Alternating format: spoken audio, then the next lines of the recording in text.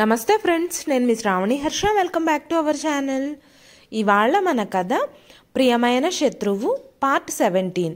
రచించిన వారు మణిశ్రీ గారు. చివరి వరకు వినండి, నచ్చితే లైక్ చేయండి. ఈ కథ పైన మీ విలువైన స్పందనని కామెంట్ రూపంలో మాకు తెలియజేయండి. కొత్తవారు చూస్తున్నట్లయితే సబ్స్క్రైబ్ చేసుకోండి. కిచెన్లోకి వచ్చి అరుస్తుంది కాంతం. అవుతుంది అత్తయ్య, ఇంకెప్పటికవుతుందే? అవతల పెళ్లివాళ్ళు వచ్చే టైం అవుతుంది. ఇంకా వసూను కూడా రెడీ చేయలేదు. నీ బద్ధకంతో చస్తున్నాను అత్తయ్య. నేను 4ంటికే లేచాను, అందుకే ఇన్ని పిండి వంటలు చేయగలిగాను.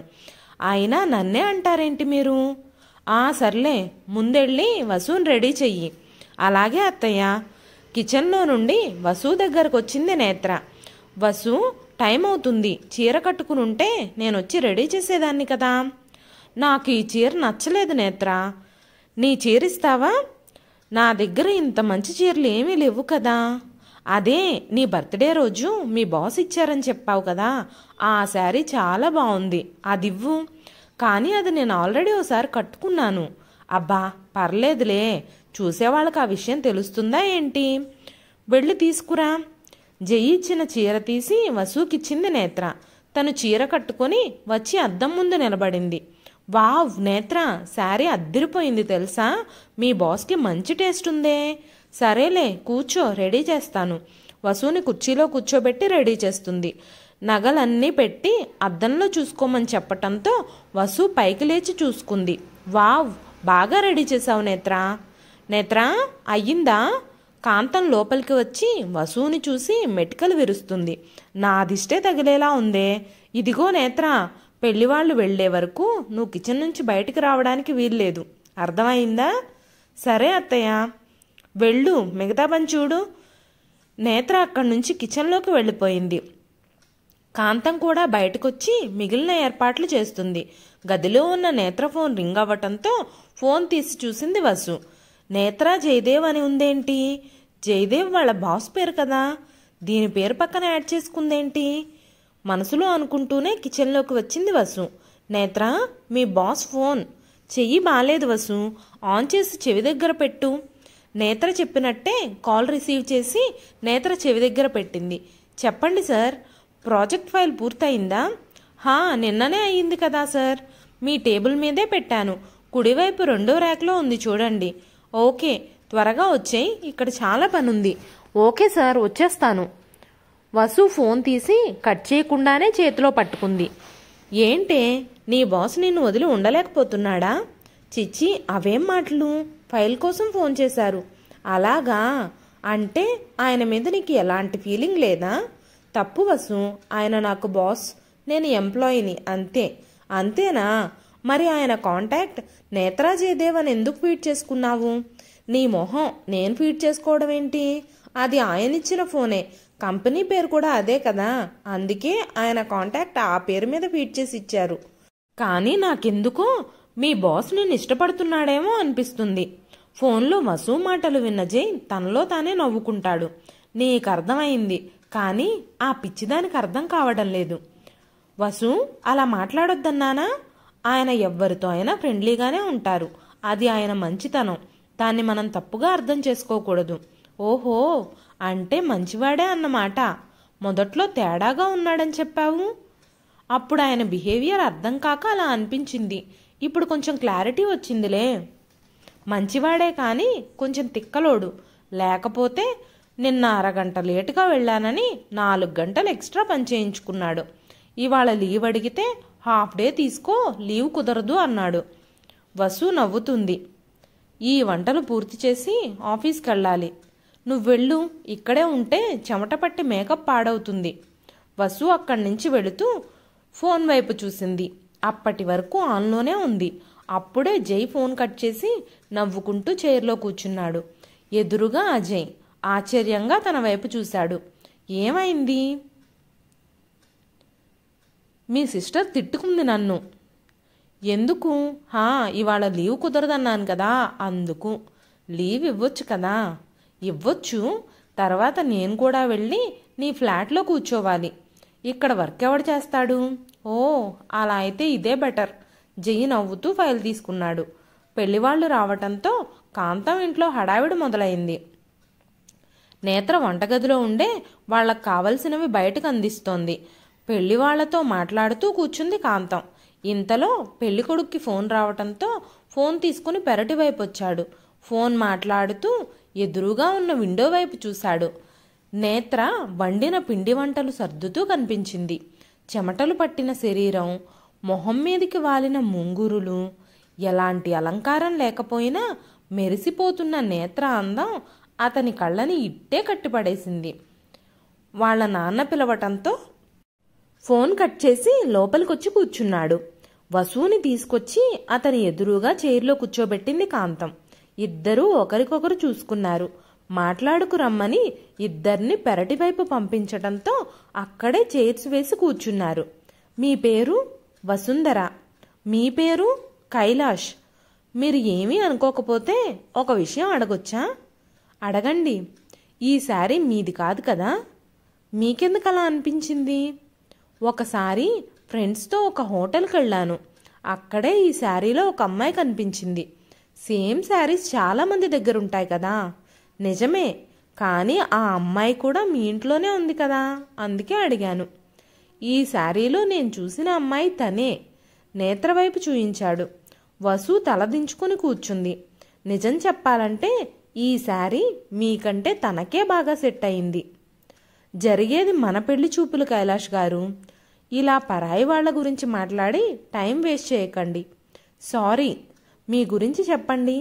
అభి పెరటి వైపు వచ్చి ఇద్దరినీ చూసి లోపలికి వెళ్ళాడు. కాంతం సైగ చేయటంతో ఓకే అని కళ్లతోనే సైగ చేశాడు. కాసేపటికి ఇద్దరూ లోపలికొచ్చి నిలబడ్డారు. పెళ్లి కొడుకు తండ్రి నవ్వుతూ దగ్గరకొచ్చి అతని భుజం మీద చెయ్యి వేశాడు. ఏరా, ఓకేనా? పెళ్లి కొడుకు ఏం చెప్తాడా అని అందరూ ఆతృతగా చూస్తున్నారు. అతను కాసేపు ఆలోచించి తల పైకెత్తి అందరి వైపు చూశాడు. నాకు ఆ అమ్మాయి నచ్చింది. కిచెన్లో ఉన్న నేత్ర వైపు చూపించటంతో అందరితో పాటు నేత్ర కూడా షాక్ అయింది. ఏంట్రా ఇది? క్షమించండి నాన్న, నేను చూసుకోవడానికి వచ్చింది ఈ అమ్మాయినే, కానీ నాకు తను నచ్చింది. ఆ అమ్మాయికి ఇష్టమైతే సంబంధం మాట్లాడండి. అతను చెప్పాల్సింది చెప్పి బయటికి వెళ్ళిపోయాడు. వసు కోపంగా చూస్తూ గదిలోకి వెళ్ళిపోయింది. పెళ్లివాళ్లు అభికి క్షమాపణ చెప్పి అక్కడి నుంచి బయటికి కదిలారు. కాంతం కోపంగా నేత్ర దగ్గరకొచ్చి చెంప మీద కొడుతుంది. నీ వల్లనే ఇదంతా. నా ఇంటికి శనిలా దాపురించావు. నా కూతురికి పెళ్లి కూడా జరగనివ్వవా? నేనేం చేశాను అత్తయ్య? ఇప్పటి వరకు కిచెన్లో నుంచి బయటకు కూడా రాలేదు నేను. అయినా నేను నచ్చాను అని చెప్పింది అతను. మీరు నన్నంటారేంటి? నువ్వు ఏ శకలు పోకుండానే వాడు నిన్నే చేసుకుంటానని చెప్పాడా? ఆ విషయం మీరు అతన్ని అడిగితే బాగుంటుంది, నన్ను కాదు. నాకు సంబంధం లేని విషయాల్లో కూడా నన్ను బ్లేమ్ చేయకండి, కోపంగా చెప్పి గదిలోకి వచ్చింది. వసు తన చీర తీసి నేత్ర మొహం మీద కొట్టి కోపంగా బయటికెళ్ళిపోయింది. ఆ చీర పక్కన పెట్టి హ్యాండ్ బ్యాగ్ సర్దుకుని బయటకొచ్చింది నేత్ర. అభి మౌనంగా అక్కడే కూర్చునున్నాడు. వాళ్ళ అత్త తిడుతూనే ఉంది. నేత్ర ఏం మాట్లాడకుండా కిచెన్లోకి వచ్చి బాక్స్ తీసుకొని బయటకు వెళ్ళిపోయింది. అజయ్, నేత్ర వచ్చిందా? ఇంకా రాలేదురా. అదిగో వచ్చింది. నీకు 100 ఏళ్ళు నేత్ర. ఇప్పుడే అడిగాడు వీడిని గురించి. 100 ఏళ్ళు బతికి ఏం చేయమంటారు సార్?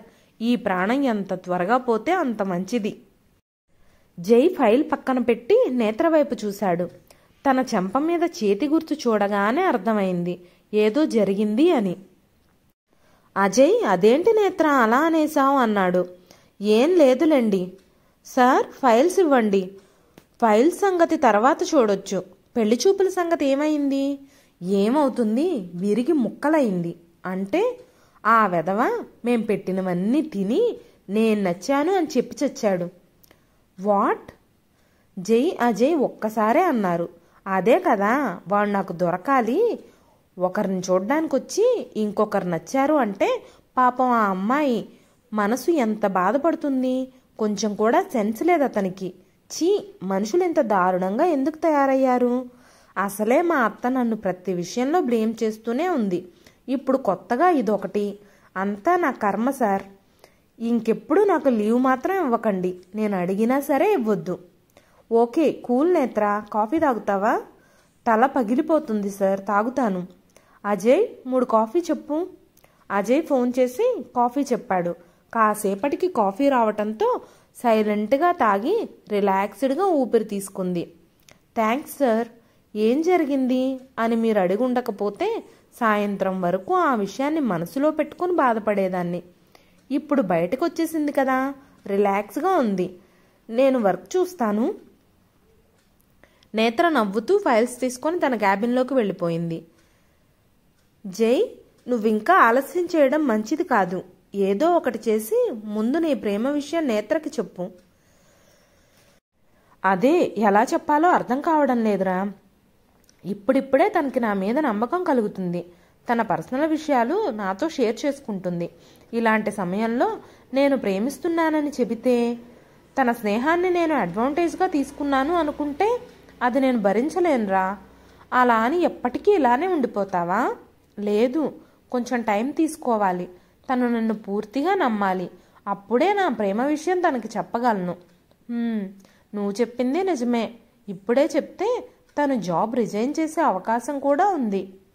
అందుకే సైలెంట్గా ఉన్నాను. సరే, వర్క్ చూడు. సాయంత్రం జై, నేత్ర ఆఫీస్ నుంచి బయటకు వచ్చారు.